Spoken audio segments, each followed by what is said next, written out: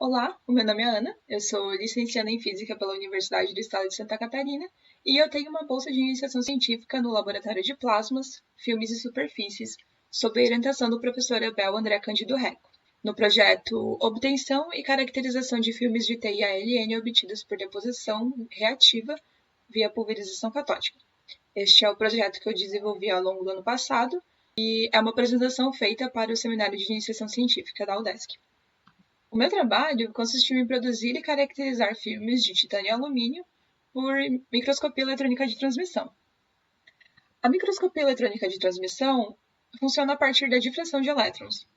Um feixe de elétrons é projetado no material, devidamente preparado, e sofre uma difração ao passar pela estrutura molecular do material, o que forma padrões de difrações distintos. Com esses padrões de difração, é possível analisar a estrutura atômica do material e obter informações sobre elas. No caso dos metais, que é o material com o qual eu trabalho, eles possuem estruturas cristalinas muito bem conhecidas, então é uma grande base de dados sobre isso.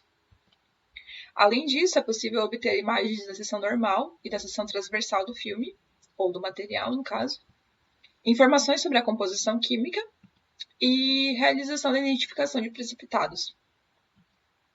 Essas são imagens do microscópio eletrônico de transmissão da UDESC e um padrão de difração obtido durante uma caracterização.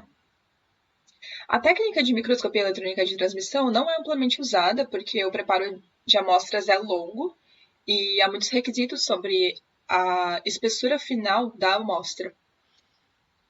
Esse é um organograma do processo de produção da amostra. As amostras iniciais eram de cobre e tinham em torno de 200 micrômetros de espessura e 2 centímetros de diâmetro. Elas foram coladas a uma moeda de aço com um adesivo termoplástico e foram lixadas até ter em torno de 80 e 90 micrômetros. Após isso, elas foram estampadas e se tornaram discos de cobre com 3 milímetros de diâmetro e então sofreram um desbaste mecânico que produziu uma calota na região central da amostra. Essa calota tinha espessura de 10 a 15 micrômetros. Elas então foram polidas utilizando um equipamento de polimento iônico e a região que foi polida foi a região contrária da calota, onde o filme foi depositado, como mostra o esquema. Após a deposição, foi realizado um desbaste iônico no equipamento utilizado para polimento, e esse desbaste formou regiões finas o suficiente para serem transparentes aos elétrons. Os equipamentos usados para o desbaste mecânico foi o Dimple Grinder modelo Gatan 656 e para o polimento iônico e desbaste iônico foi o PIPS polimento iônico de precisão modelo Gatan 691. A deposição foi realizada utilizando a técnica de magneton sputtering via plasma. O alvo utilizado foi um alvo de titânio com insertos de alumínio. E as condições de deposição foram 3 diferentes posições da amostra de cobre com relação ao inserto de alumínio.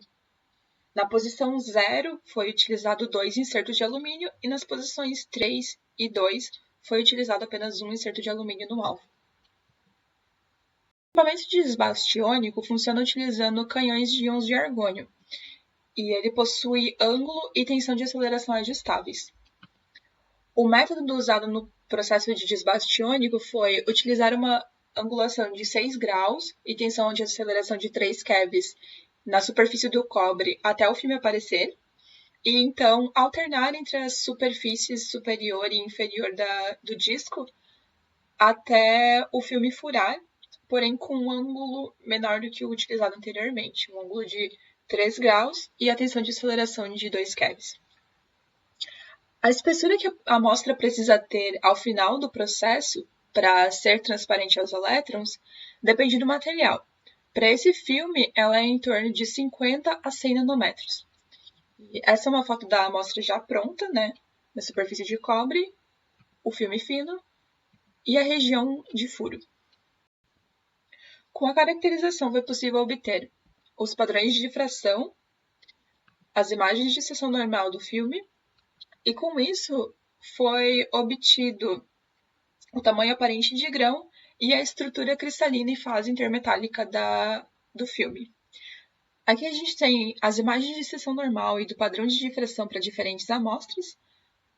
E essa é uma imagem de alta resolução da amostra P0, que possui 21,2% de alumínio, onde é possível ver a organização dos planos cristalinos da amostra.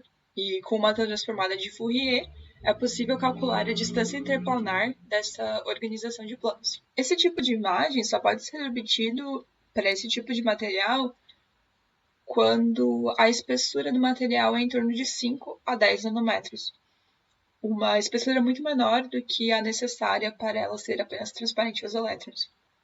Os resultados obtidos foi uma estrutura hexagonal compacta do TI3AL para a amostra P0 e tamanho aparente de grão de 5 nanômetros, e para as amostras P2 e P3, a estrutura hexagonal compacta do titânio e tamanho aparente de grão de 40 e de 50 nanômetros.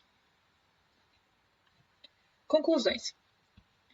O método de preparo foi eficiente, nós conseguimos obter resultados relevantes a partir da caracterização feita. Foi possível identificar as estruturas hexagonal compacta do titânio e do TI3AL, e foi possível perceber uma redução do tamanho de grão com o aumento do teor de alumínio. As referências bibliográficas principais utilizadas durante o trabalho. E os agradecimentos à FAPESC, ao CNPq e ao governo de Santa Catarina pela possibilidade de realizar esse trabalho e pela bolsa de iniciação científica. Esse foi o meu trabalho, preparo e caracterização de filmes finos de TIAL por microscopia eletrônica de transmissão. Muito obrigada por assistir.